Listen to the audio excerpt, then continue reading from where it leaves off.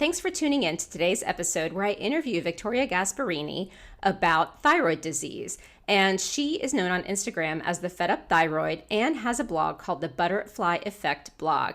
And I reached out to her because she shares such interesting and incredible information based on her personal story, that of those she hears from others who are struggling with thyroid disease, plus the data that continues to come out related to thyroid disease. And before we dive in, a couple of quick announcements. Follow me on Instagram at Fempower Health. I've been adding links in there to resources as well as the different episodes, and I've been noticing how much you've enjoyed them because I'm seeing so many more clicks. So it seems like it's a much easier way to communicate with you guys. So thanks for giving me that feedback. Also, if you like this episode, please do rate it and write a review. Now, let's talk to Victoria. I was diagnosed when I was 14. So very young, very typical. I was given a pill, told, you take this for the rest of your life and things will be normal. And I listened to that. And for the most part, I didn't have many issues with that. When I was 16 years old, I had lost one of my close friends from growing up. Unfortunately, from there, things slowly started to decline with my health, but it was very slow. So I found I had doctors telling me, oh, everything's related to grieving, which at the time it might have been. I was diagnosed with an anxiety disorder when I was in high school and dealing with the grief, and I was losing my hair. I was losing weight and gaining weight and losing weight and gaining weight. I was all over the place. And from there, it just slowly, progressively got worse throughout the years. So then by the time I was in my second year of university, it was like a quick downward spiral. All of a sudden, everything came down on me. So in the matter of a month, I had gained 17 pounds. I had bald spots on my head. I had freezing cold fingers and toes, cold intolerance, heat intolerance. It didn't matter the temperature. I was excessively sweating. And then in addition to that, it was this chronic, incredible fatigue that I can't even really put into words. And I couldn't get through my classes. I couldn't get through work. And at the point, I was like probably 19 or 20 years old. And the last symptom that I had that really made most of the difference for me was the brain fog. It would be like 5 o'clock on a Tuesday night, and I work every Tuesday, and I'm at home. I get a call from my manager, and they're like, "Where are you?" Completely forgot that I had work. Never happened to me before. That's an intense brain fog. Oh my goodness. Yeah. And then even little things like going to put a cup down on the counter and I'd miss the counter completely. And at first it was funny, we'd find like the goat cheese in the little Ziploc drawer instead of in the fridge. And it was like the big joke. I was clumsy. I was forgetful. And then there was one day that I was driving home and I did see that the light was red. I saw that, but it just didn't process fast enough. So I'm going through this light and I go right through it and it's red. And I think, oh my God, I just went through a red light.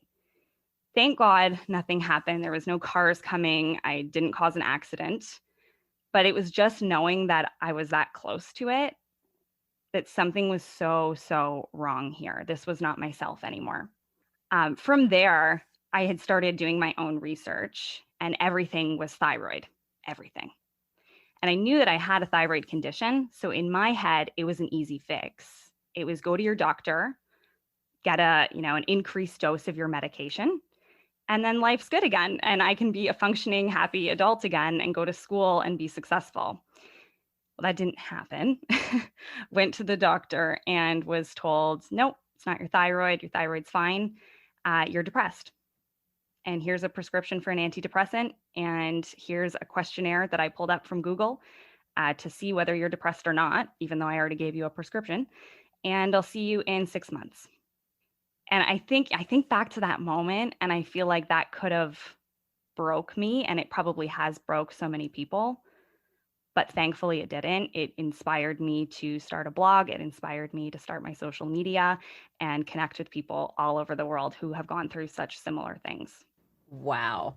Yeah. Now, have you since successfully been able to get treated? And if so, what was that? Because I'm hearing a few tipping points. So one was, and I'm so sorry to hear about your friend, it seems like things got really triggered through trauma, which seems to be happening with, a lot of these conditions, definitely with thyroid. I'm actually even starting to hear it some with endometriosis. And then you had all of these things happening, and I'm sure you were trying to get help. And then you had that car incident, which was, now I really need to get help. And so you knew you had the condition and there was this challenge. So now you're blogging, you're doing your research. What finally helped you get to the tipping point of trying to manage it? And you're still having to manage it, because it's not like you are on medication and now you're healed. It's not like take an aspirin after a headache and it's gone. So how did you get to trying to figure out how best to manage it and knowing how to manage it through the legitimate stresses of day-to-day life? Yeah. So I did not find answers in the conventional system at first. So I had gone to that doctor and I was completely dismissed, sent home with that prescription, as I said. And I knew that I was depressed. I knew that there was definitely a symptom of depression, but I had just assumed that it was in addition. It was another symptom that I was having in addition to everything else. And I was right. So I had read a book by Dr. Natasha Turner, who is a naturopathic doctor in Toronto here. And it was about hormones and supercharging your hormone health and all that, and lots had to do with thyroid health. And so I looked her up and I thought, okay, well, she's pretty famous. I don't know if I'm going to get an appointment here. But I ended up getting an appointment with her clinic. There was a cancellation and I got in within the week. I didn't go to her. She had been fully booked, but I had seen one of her naturopaths that was absolutely fantastic. She is like my go-to for everything. And I had gone to her, and I think it made the biggest difference that, first of all, it wasn't a 10-minute appointment like in the conventional system. It was it had to be almost 2 hours, the first appointment. With sitting there and going over everything, I've never felt so heard. She didn't tell me that it was all in my head. She confirmed that I was right. These symptoms are related to thyroid health and that we need to do further testing. If that one TSH level that your conventional medical doctor tested didn't show a problem, then we have to keep digging. And so we did an entire thyroid panel with the thyroid hormones on there, which I had never had tested prior to that. And sure enough, my T3 was as low as can be. Virtually none in my body. You need T3 to feel like a normal functioning person. And it really explained everything. It explained the mental aspect of it, the depression, the not being able to handle stressors in my life. It explained the brain fog, the fatigue, definitely the fatigue. And we changed my medication. We got me on a combination therapy and changed my diet, like a full on, got rid of gluten, dairy, soy, corn, rice, everything that was bothering me. And within, I would say, a month, I had dropped 15 pounds. My hair already started to kind of come in those balding spots. I had like this clear mind. I could see the world. I knew that, things could get better from here. And that's when I created my blog, because I knew that I had to share this with other people.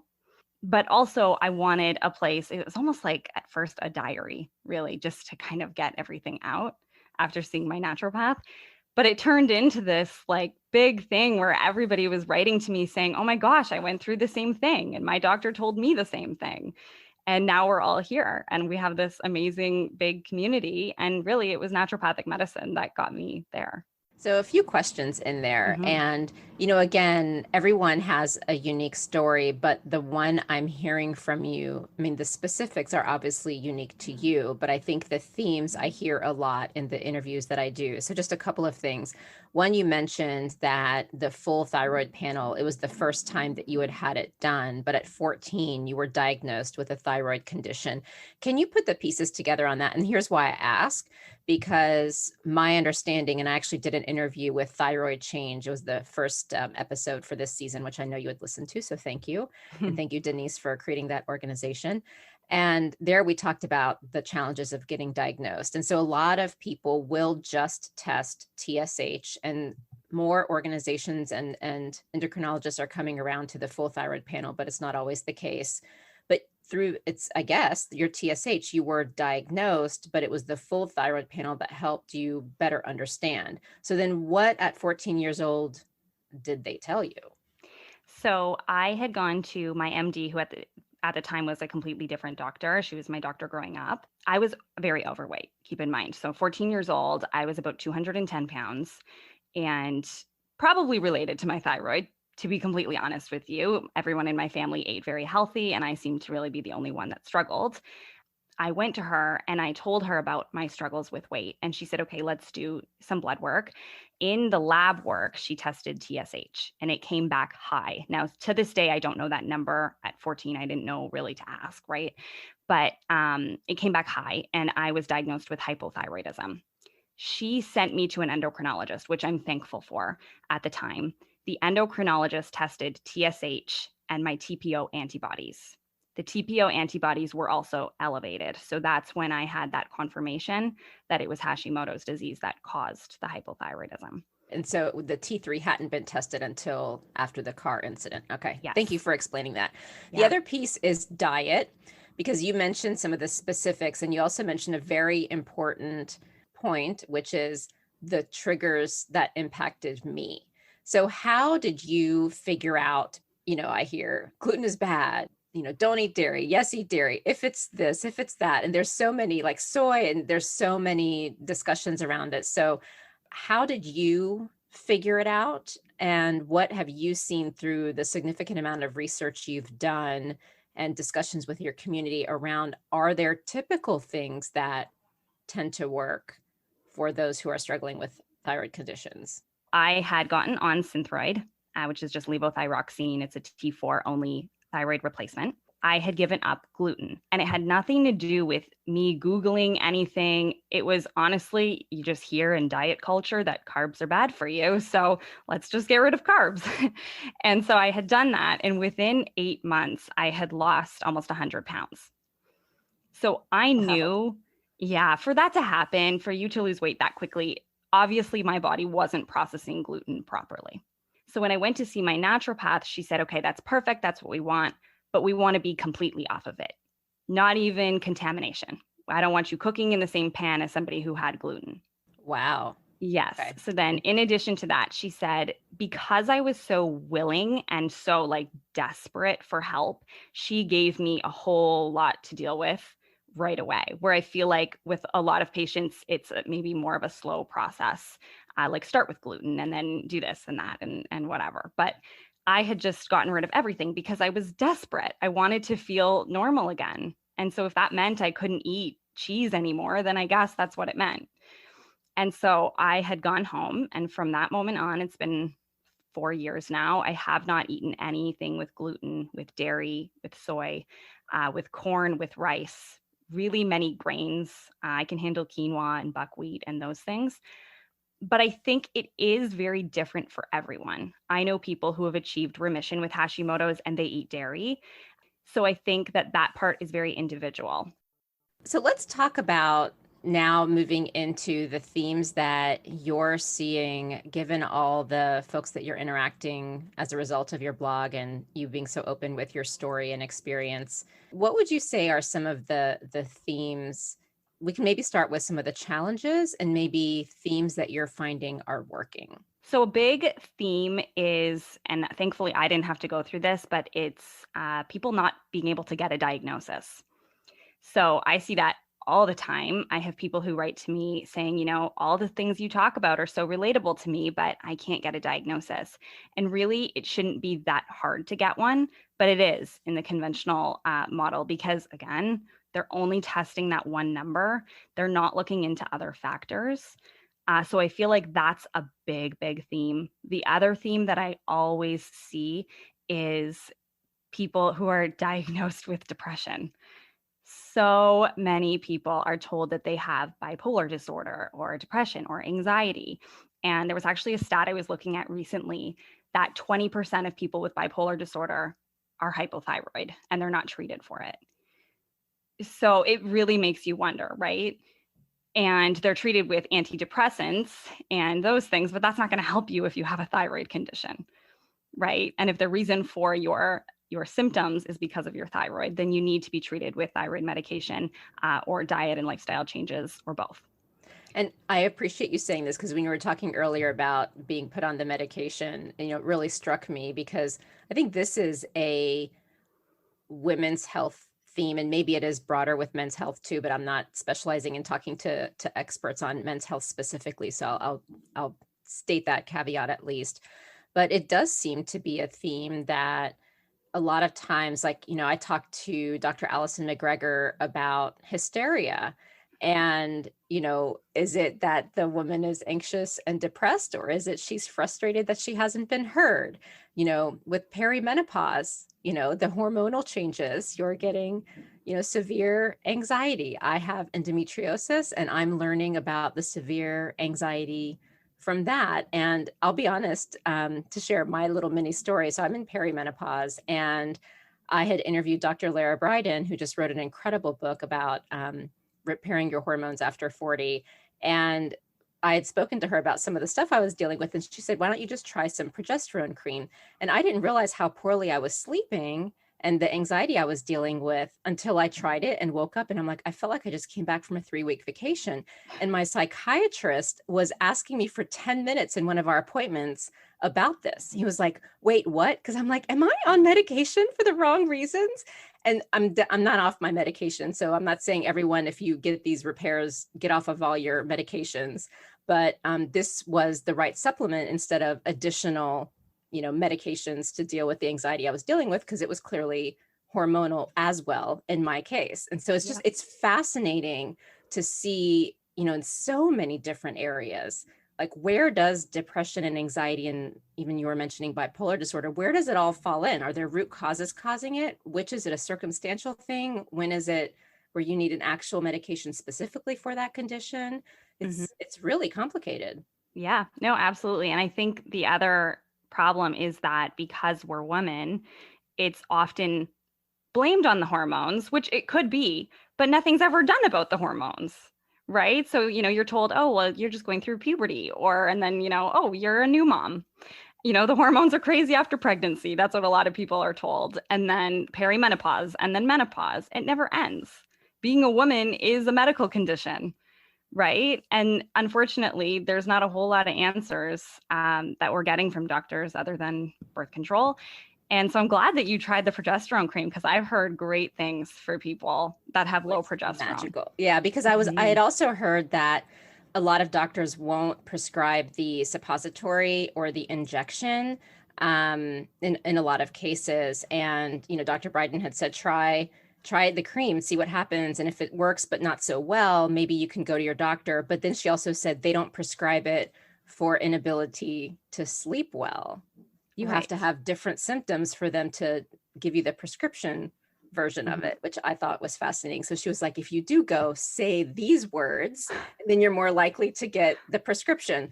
Anyways, that's a whole other topic about how the system works. But I mean, I think the themes are the same, right? Like, we're seeing conditions. There's so much that needs to be understood. So then when it comes to what you were saying about just starting with getting the diagnosis, what have you found people have shared with you that tends to work?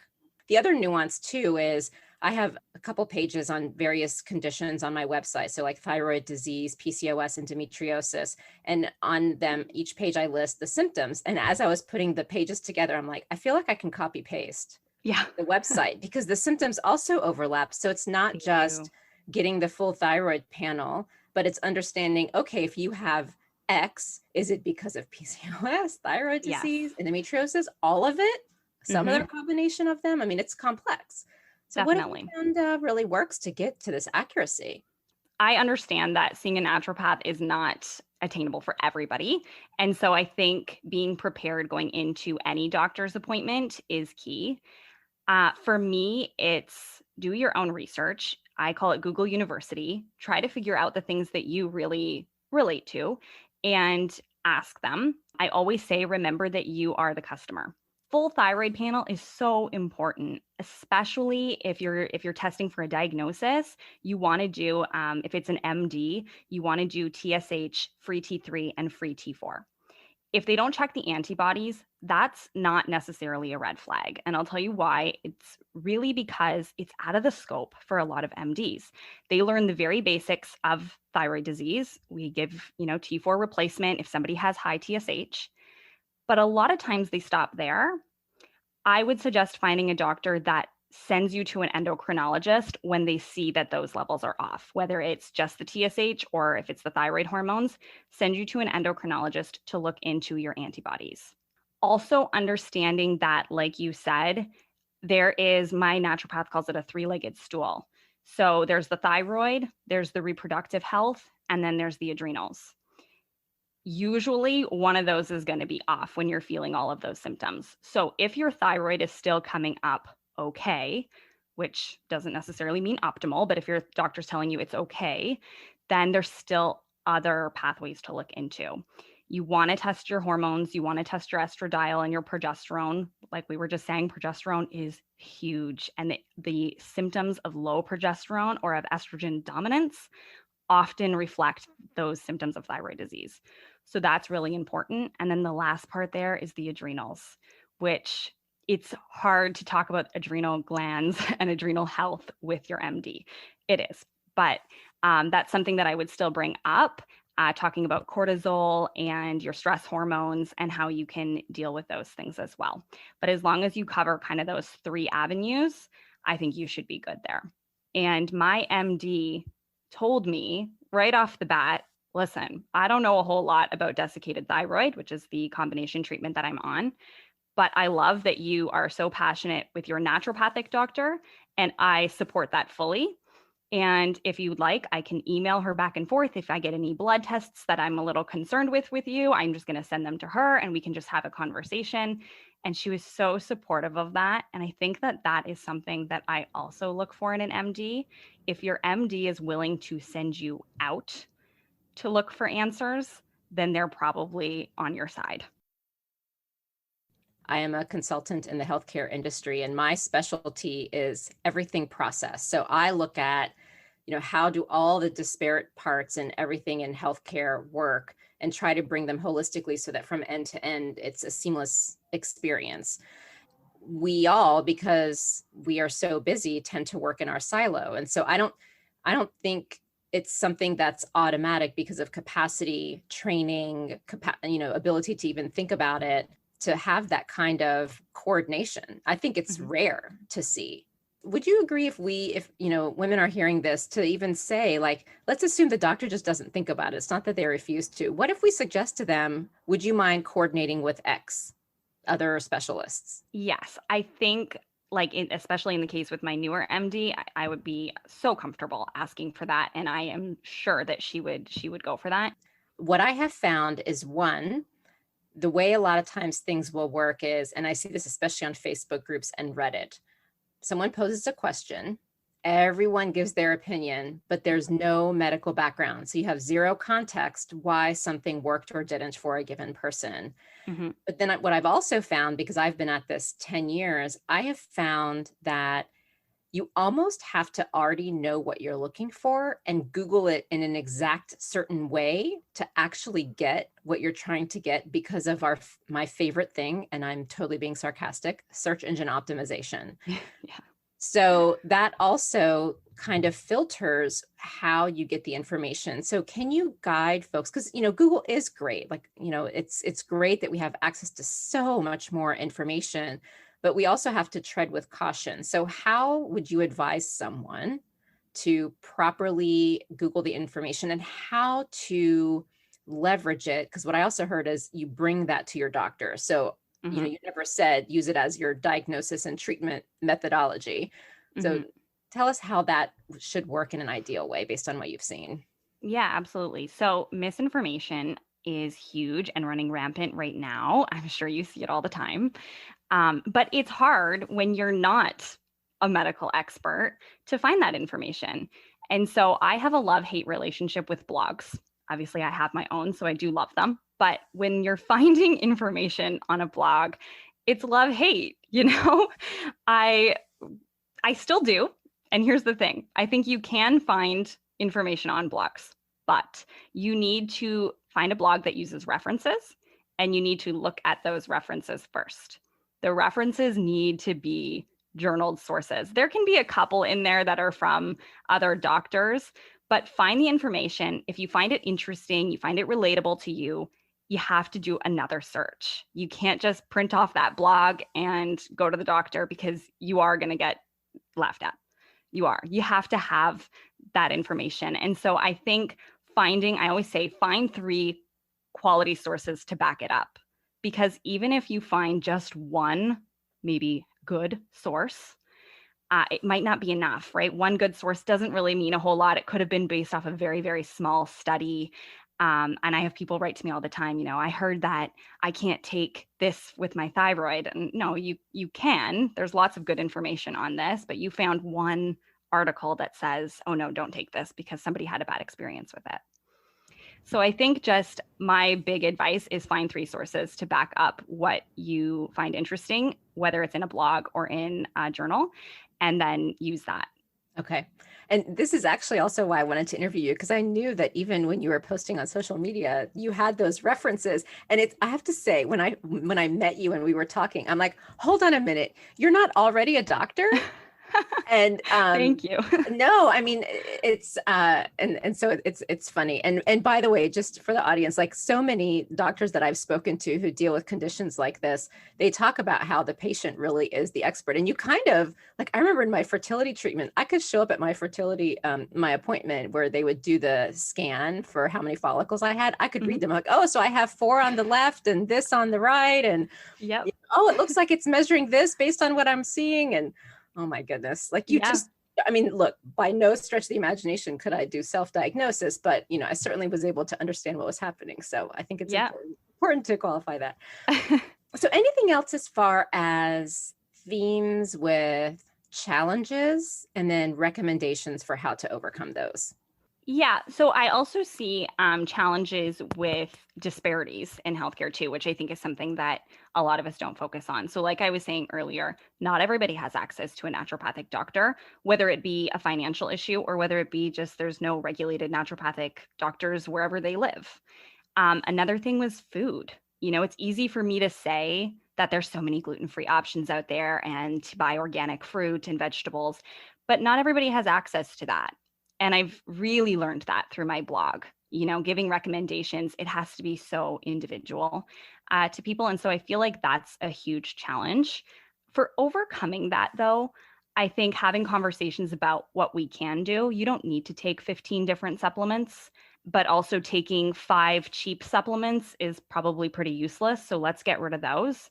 And that'll save you a little bit of money. And we'll focus on fruits and vegetables and eating healthier foods. If it's not organic, we'll figure out a way to wash your fruit really well.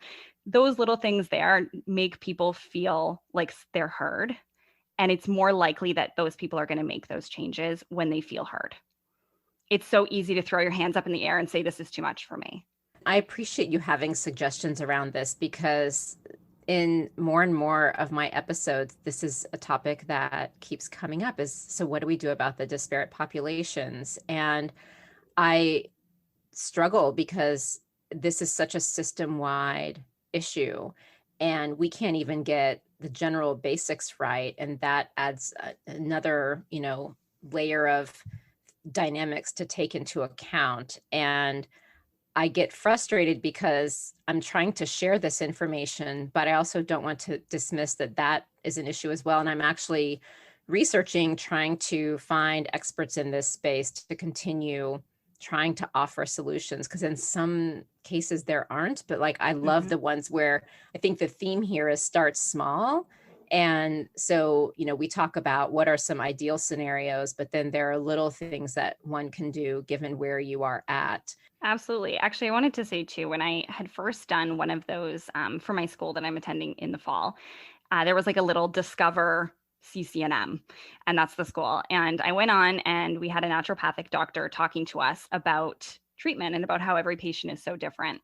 And I remember she said that you're going to have patients that you can give them anything and they're going to listen and they're going to take it and roll with it. But you're going to have patients that it's a really, really big struggle to get through to them. And so instead of get rid of this and remove this and buy this, it's as simple as before you eat your cereal in the morning, have a cup of blueberries and a glass of water. Go for a walk, and if you can only get down the street, great. Little things like that everybody can do is so, so key. And like you said, starting small can make such a huge difference. I think another theme is probably maybe on a smaller level, not getting the options when it comes to prescriptions. It's often a one size fits all sort of thing. Everybody takes the same drug and you should be fine with that. So I think that's another big challenge or theme that we go through and that I see on my blog, especially. Lots of people are saying, it's great that you're on desiccated thyroid, but that's not an option for me. Or even things like I've talked to my doctor about testing my T3 and he says, no, that's not necessary. So how do you get past that? You had mentioned someone had said that the desiccated thyroid was not available to them. Why? Because the doctor refused to prescribe it? Was it affordability? What were the issues? Yeah, I think there's a couple of reasons. It's definitely affordability. If you don't have the insurance for it, or if it's not covered by insurance where you are, then it's an issue. Desiccated thyroid has a bad reputation from the past. So desiccated thyroid used to be the only thyroid treatment that was available before synthetic T4 came about.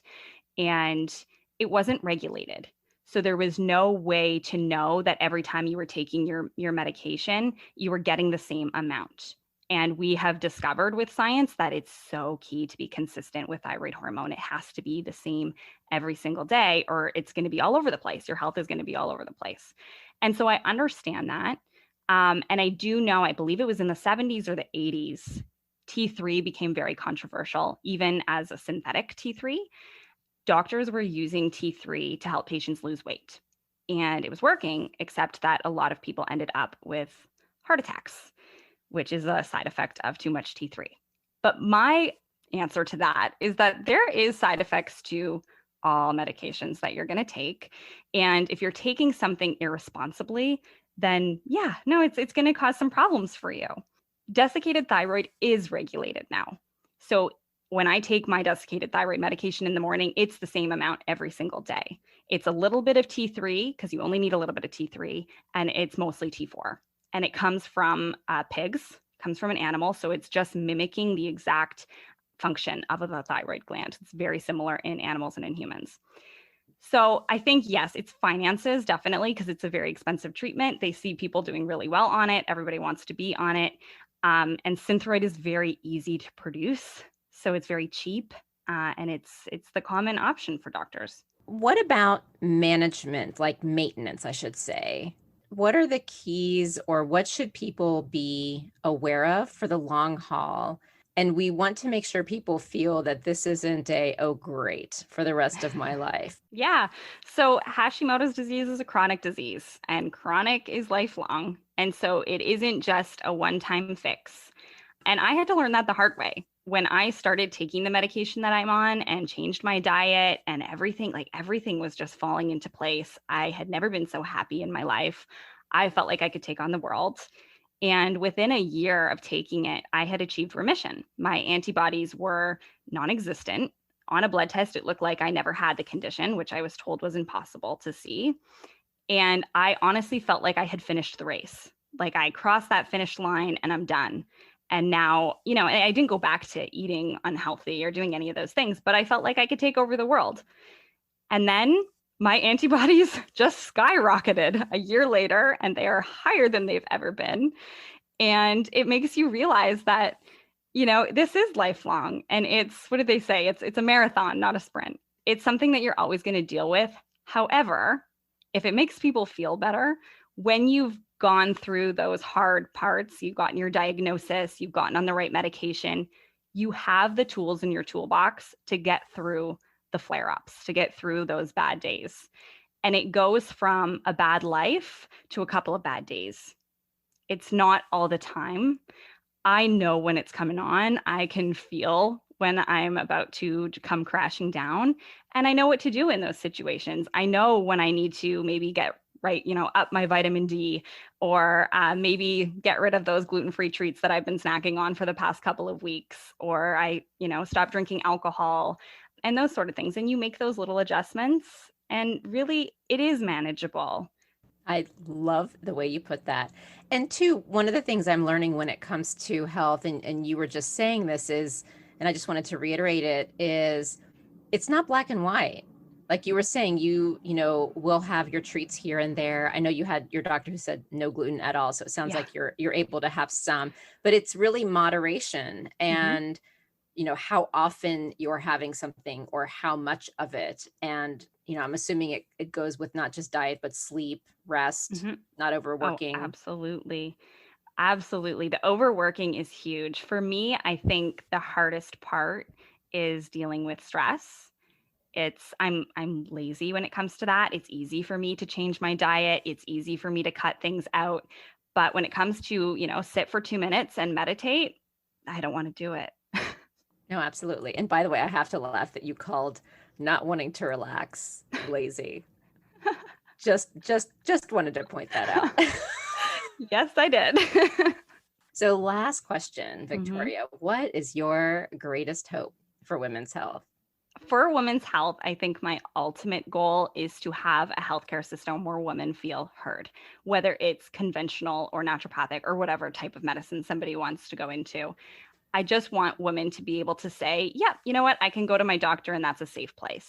I think in order to get there, it's conversations like these. It's the conversation we had today, and it's getting women to speak about their experiences. The more we talk about the things that are going on in the healthcare system and maybe the manipulation or the gaslighting that we felt, the more likely we are to see change in healthcare, especially for women. But it's systemic. It's ingrained in the system. It's how we started. Women have always been not valued in healthcare. And so I think it does take us standing up and sharing our stories, and hopefully we can create a system, and our generation can create a system that values women's health. Thank you for working so hard in figuring out what is going on with you and now spending your time and risking your flare-ups so that you can be even more knowledgeable to help others who are struggling. And I can't wait to watch you continue to flourish. So thank you again, Victoria. Thank you so much for having me. I loved this. Thank you for joining me today on Fempower Health. If you'd like to continue the conversation, please follow me on social media. I am most active on Instagram, LinkedIn, as well as TikTok. You can also subscribe to the weekly newsletter if you want to stay off social media to get the latest and greatest updates. And you can find a link to that either on my website, fempower-health.com, which is a hub to all the different health topics I've covered over the past 5 years, or you can go to the show notes where there's links to all the helpful resources that are relevant to this discussion. And if you know of someone in your life who would benefit from this information, please do pass this along, because that is how we can ensure this important information reaches those who need it most. And for anything that is discussed medically, please understand that none of what we share on Fempower Health is medical advice. It is all for information purposes only, and only a conversation between you and your doctor can give you the care that you need. Thank you very much.